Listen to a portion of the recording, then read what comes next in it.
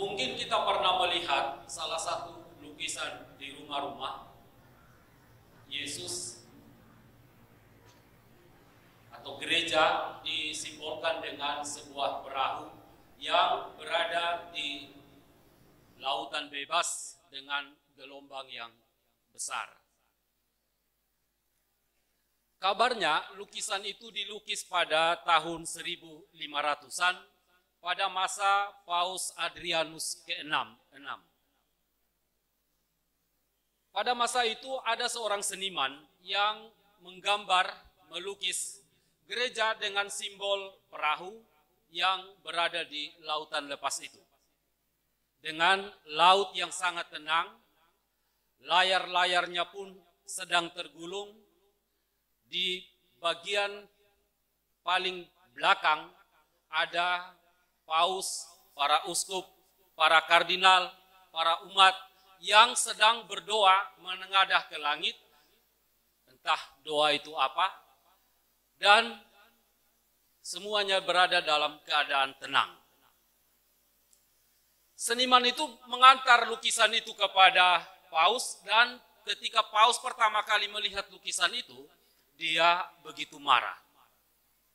Dia katakan, lukis sekali lagi dengan gelombang yang dahsyat, besar, paus yang sedang memegang kemudi, dan umat-umat yang sedang berupaya untuk menyelamatkan orang-orang yang sedang terapung di lautan bebas itu meminta pertolongan.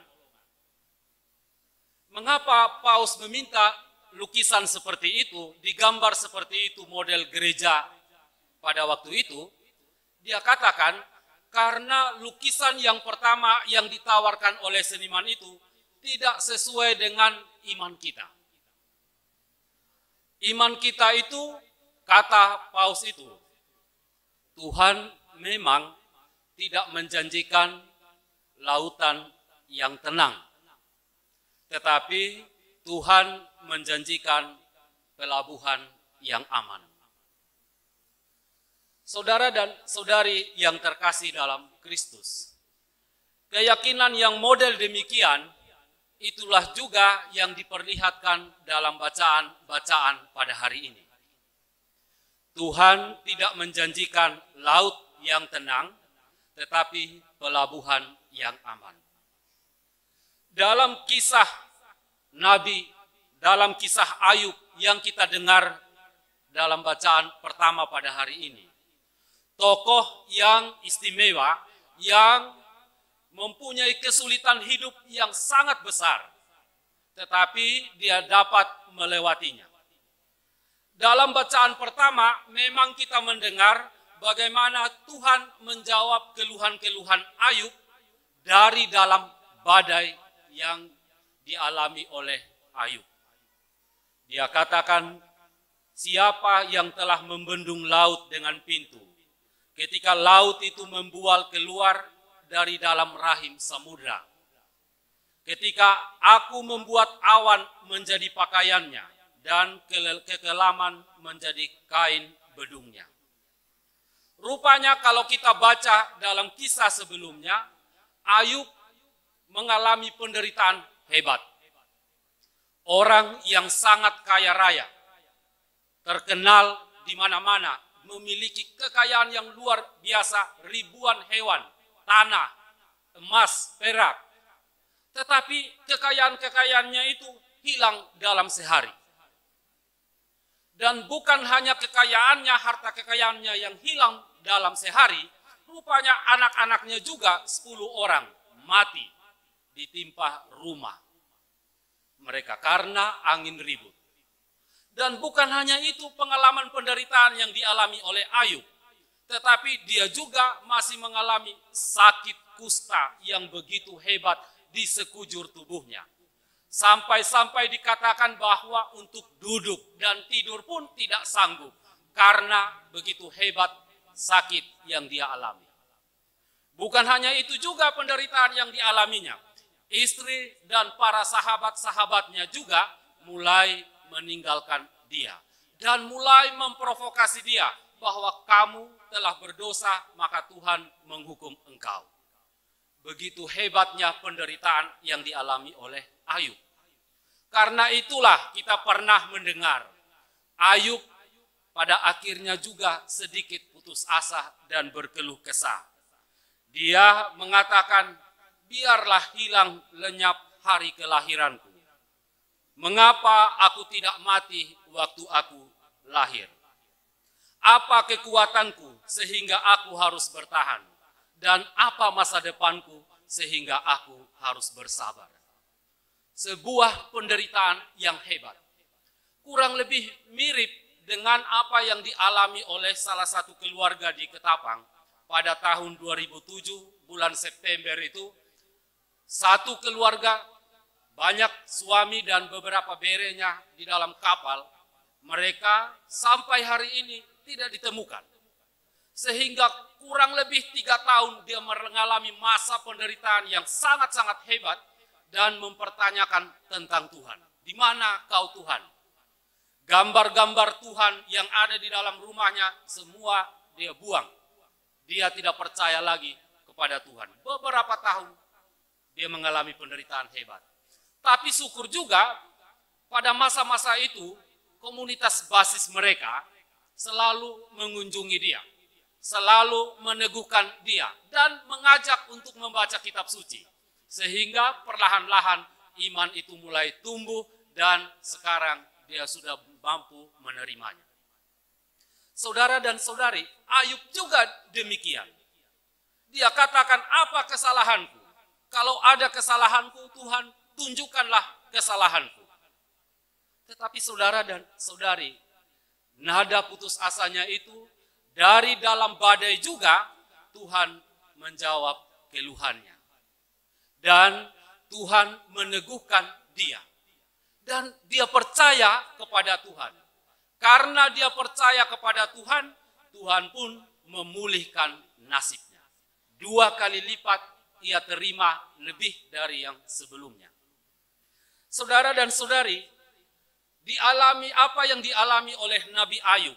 Kurang lebih mirip juga apa yang dialami oleh para murid yang di perahu bersama dengan Yesus.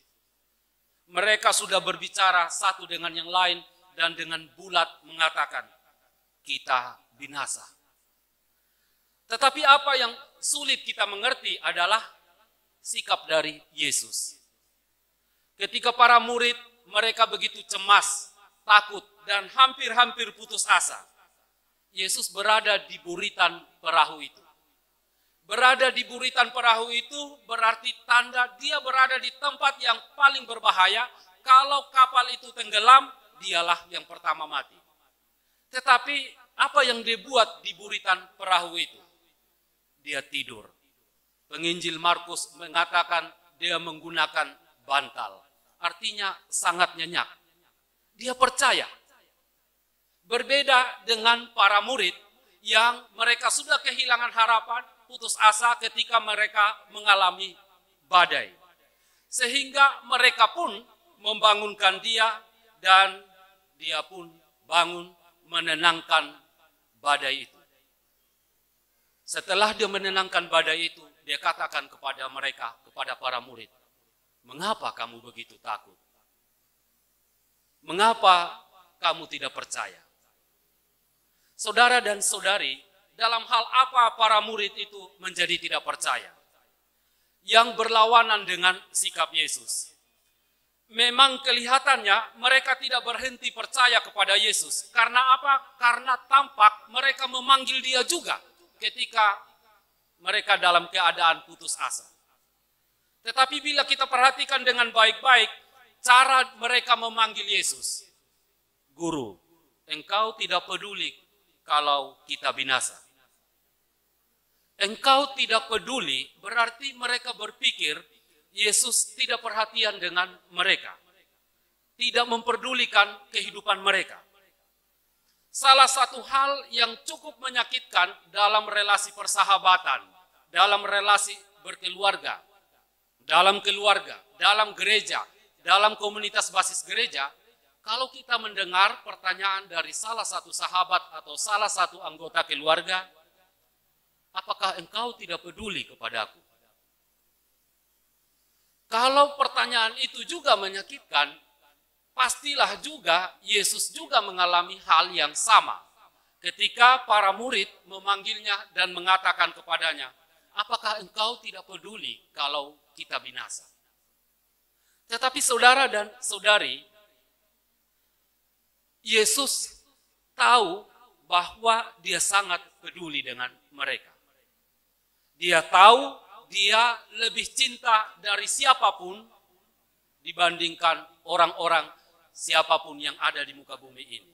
Karena itulah dia bangun dan dia menghentikan badai itu dan dia memutuskan rasa ketidakberdayaan, putus asa para murid. Saudara dan saudari, Ayub, para murid Yesus, mereka masuk dalam kehidupan sehari-hari. Tetapi dalam kehidupan sehari-hari itu mereka mengalami badai, malapetaka, kesulitan-kesulitan yang begitu hebat. Tetapi kesulitan-kesulitan keseharian itu juga yang mengantar kita kepada kekudusan.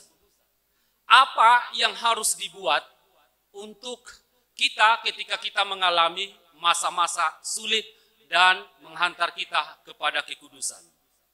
Kita dapat belajar dari para murid. Ketika mereka memanggil Yesus, Yesus pun meredakan apa yang mereka inginkan dan dia katakan, mengapa kamu begitu takut? Mengapa kamu tidak percaya? Tuhan juga memanggil kita untuk pergi ke iman itu.